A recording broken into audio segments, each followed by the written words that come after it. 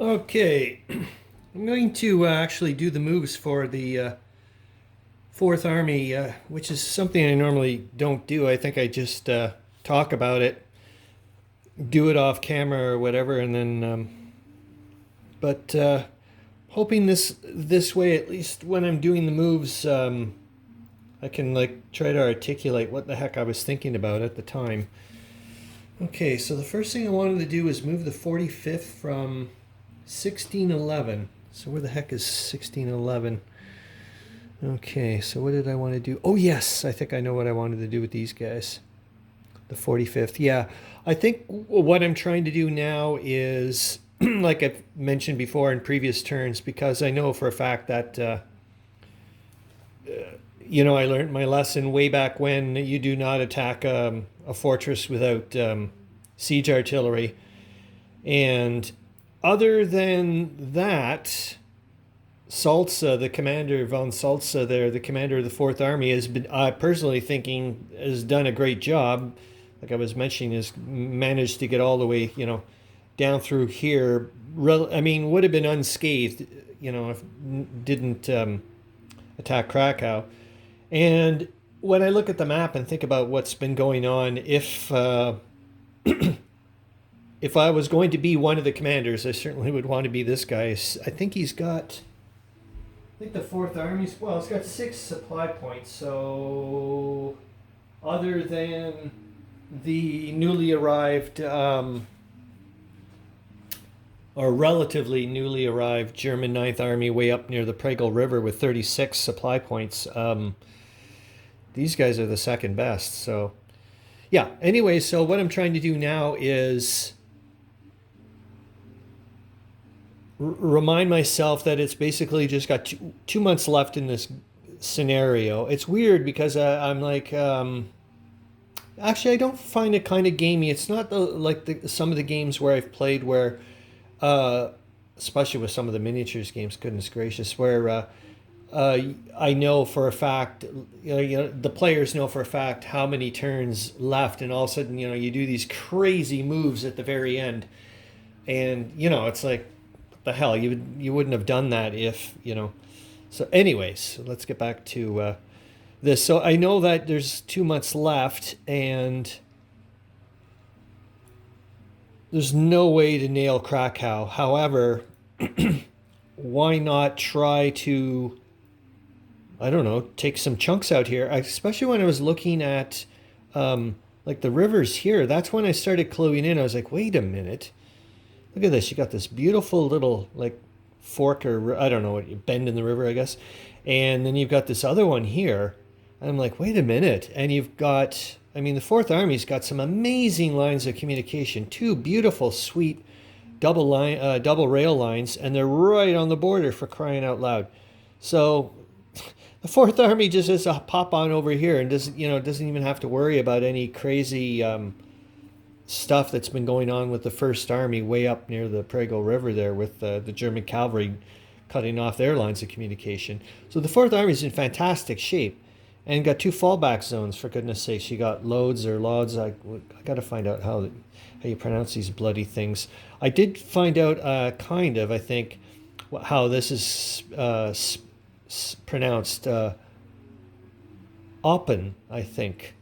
And it's not spelled that way anymore. I guess it's like proper Polish. It's not like a German spelling or whatever. Anyways, so what I'm trying to do now is completely isolate Krakow and make sure that it is airtight. That the only flipping thing that's getting in and out of Krakow are basically passenger pigeons. That's it. Hold on. Oh, on a side note, it's my first time ever trying this African red tea. It's and I'm sure somebody who has tried both these teas, when I mentioned that it reminds me of Labrador tea, is probably going to go, what the hell are you talking about? Because Labrador tea is extremely bitter, and this is not. But it's got that. I don't know. It's kind of like that wild, needly. I don't know. Anyways, it's way, way, way better than Labrador tea. Oh my god, like a zillion times better. I don't know if I'll have to figure out like my steeping time for it right now. It's pretty sweet. I left it in there for a little while though. I was hanging up some laundry. Okay, let's get back to this. So yeah, so that's what I'm going to try to do. I'm going to completely isolate Krakow. And as far as I know, this is the last rail line leading in and out of Krakow. Right? So if I can nail this bugger, and like I said, if I can keep it for the next 2 months somehow sealed up, Jesus, man, that's going to be massive demoralization. I don't care if the game doesn't factor that in. I'm just going to look at it as well. I mean, I don't know. Like, I can't see any way out of it now, even with 2 months left and something really bizarre happens. But I'm obviously going to play it out. But as far as I'm concerned, this is a massive, massive strategic Russian victory, or massive, whatever the heck he wants to call it. Now, like, if this works out, which I'm going to talk about later when... anyways, yeah, let's get to this bit, because I'm actually doing the moves here. So, okay, move the 45th from this. Yeah, so this is it. Oh, yeah, see, that was the thing. I've got to get rid of this. So, they're gone. So they surrendered, and that was why I kept reminding myself I should have taken it off beforehand, because I was just about to make this move, and I'm starting to automatically calculate the zone of control, getting out of it, but that's no longer the case. They surrendered, and Kattoritz is now the second city or town to be taken by the... no, sorry, the third, because it was the first was Czernowitz, and then Stanislaw, now Kattoritz. Holy smokes, man. Just nuts. Okay, so 45th, they crossed the Vistula, which is interesting because at this part in the geography, the Vistula is just a minor river, not like that big giant gorge that's pouring into the Baltic there. It's neat, because I didn't know anything about the Vistula, or much about the Vistula at the time. So they're going to 1812, right? Yep. And that's it. Boom. And that rail line will be cut. I'll pop a cut rail line marker there. I might as well do it now. So that's it. Effectively, for now, I mean, it could be tenuous. I mean, I don't know what the heck the Germans are going to end up doing. But, and the Austrians for that matter. It's so bizarre to think that the Austrians are closer and, well, it's Austrian territory except for Kattoritz. It's right on the border there. But it's just that Austria is just so anemic right now that, like, they're just not even a factor that I'm thinking about. I mean, they're just almost like a nuisance. But anyway, so that's it. Another cut rail line. This is freaking awesome. I have to get my pencil. I'm going to do all my little play-by-play there. So that, and then I just write it like I was saying, so I can, and then I just, mark it off. So it's just because I'm off doing other stuff and so on and so forth, and I'm taking forever to make a turn. I do want to play this game against another human being, but I've realized the only way I could probably do that is either find someone that has the patience of a rock, or I play a scenario, like replay a scenario, so that way I'm a bit quicker.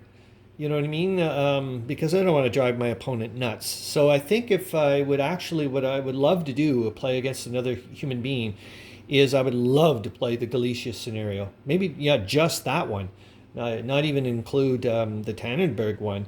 Because I would love to see how it would play out. Because this one is not playing out historically. However, it is in a weird way, because historically, Lemberg had fallen by now way the heck over here, and so on and so forth. And there was nothing really going on here. I mean, this is where Austria, fell back to.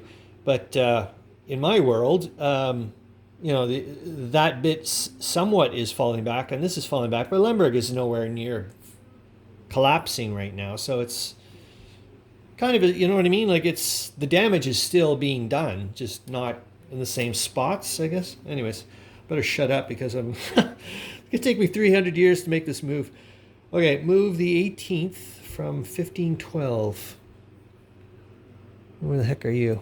Okay, so what am I doing? Oh, yes, this is when I'm starting to, and I can't use the double or the zoom on this for sure. The This is when I was looking, like I said, when I noticed the river, and I was like, okay, I'm going to start using this as a defense, you know, for when the Germans do show up with this those units that were being railed from the Prego River here. I was like, okay, I'm going to try to start protecting myself. And I was like, wait a minute. There's a town there, there's a town here, and now that the enemy zone of control is, you know, has disappeared, I can make it. Okay, not with a lot of troops. However, but I was mentioning in a previous video, why not start a lot of little fires? Because odds are the Germans can't be everywhere at once. So why the heck not, man? So that's what I'm going to do. Jesus Christ. All I know is the flipping Germans and Austrians here just must be going freaking crazy. Like, what the heck is going on here? Like, and a few days ago, everything was fine, and all of a sudden, kaboom. Okay, 1512 to 1213. Yep, they take Ostrava. And as far as I know, I'm doing everything right.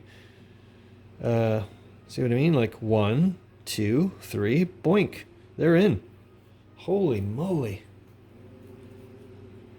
And then move the 70th Reserve at 1510. So these guys. Through Kattoritz to Ostrava at 1213. Why would I do him twice using column movement? I thought I would have, I thought I wanted to put someone over there. I do. Okay, wow, am I doubling up over there? I don't know. Yeah, okay. Can I do that? 1, 2, 3, 4, 5. Yep, okay. I just curious as to what my brain was thinking about a couple of days ago when I was making that move. Why would I put 2 infantry divisions there? Don't understand it. What the heck was I thinking? I don't know. Maybe yeah, I mean, I don't know exactly where the heck the German... This is the beauty thing, though, of being German troops in this game is... it's amazing to think that they can in-train in an enemy zone of control, take off, and detrain in an enemy zone of control, and engage in combat. It's just like, wow, impressive. Whereas, you know, the other sides are like, I wish. Just having another sip of this tea. It is actually quite good. It's very rich, and so I don't know if I could, but boy, oh boy, it's nice. It doesn't leave like a chalky aftertaste or any of that stuff, if that makes any sense. Okay, move the 2nd Army HQ and the Corps HQ 8 from 1710 into Kattoritz at 1511. Yeah, I think I did this more as a role-playing thing because I felt kind of weird about saying that I've now, like, the Russians have occupied Kattoritz.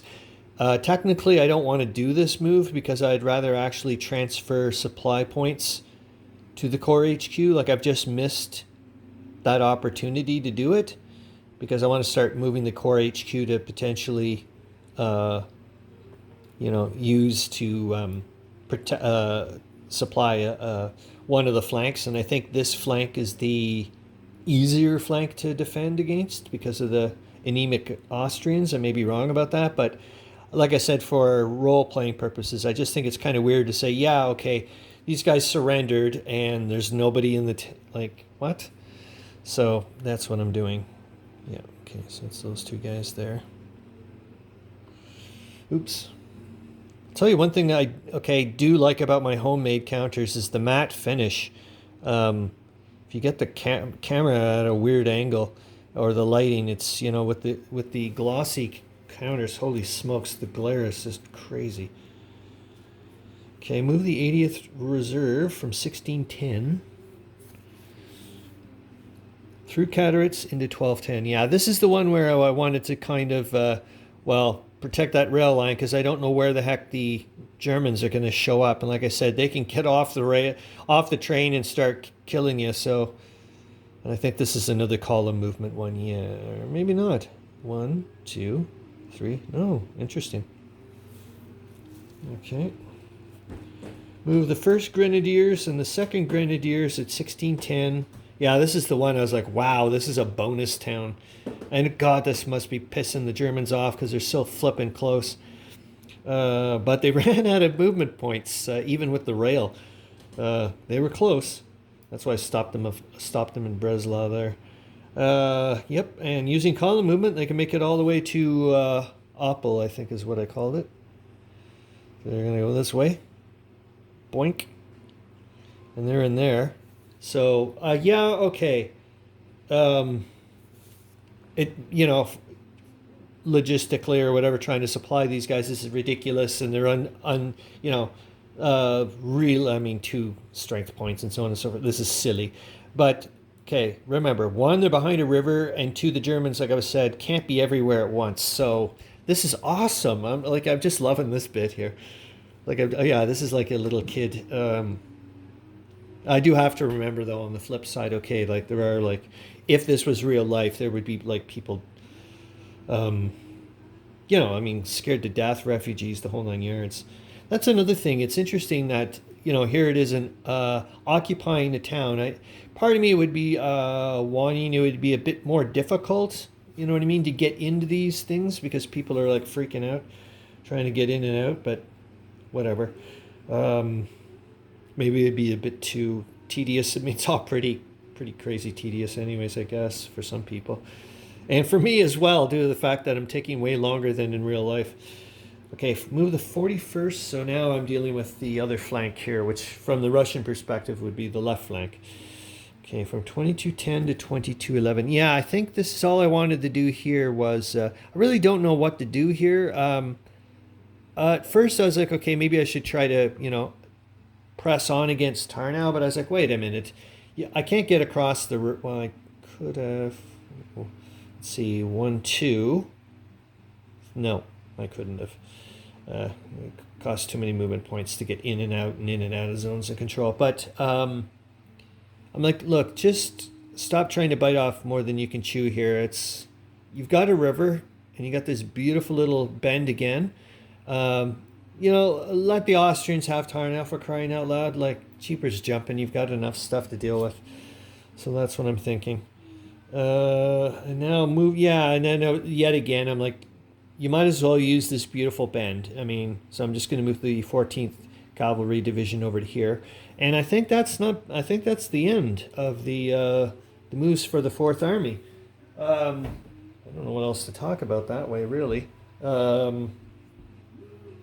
Yeah, and then I'm going on to the 9th and the 5th over here, which is interesting. When I was starting to look at it there, I've realized that, yet again, the 9th and the 5th Army just don't have a lot of supply points. I think they have like 2 or 3 each.